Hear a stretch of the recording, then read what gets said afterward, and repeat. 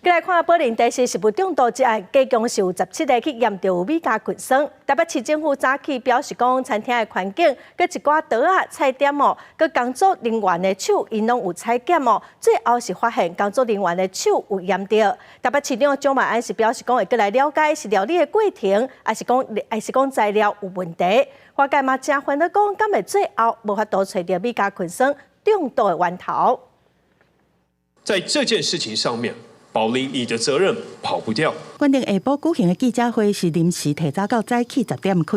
台北市政府的局长是摆一摆，公布宝林地市食物中毒风波上新的检验结果。第手的样本是检验出米卡菌酸的阳性反应。第一时间所采集的基证哦，包括生物跟环境2个刀具、砧板，还有手部的生物基证，那我们都一并送台大实验室检查。 那我们也即刻将检查结果告知检方。调查员第一线所采集到的这个手部样本，竟然验出了所谓的毒素的存在，这是很直接的证据。 宝林地市目前是加起来有17例米卡菌酸检验阳性，其中有2例死亡，5例住院。目前伫加护病房的病人，敢有需要换肝？台北市政府回应讲，肝脏的医师是需要全面评估，因为患者脑病变含腰子的衰竭，有可能互肝的医师效果歹。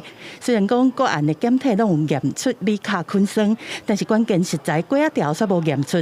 外界就好奇讲，宝林案敢会变作是无头的公案？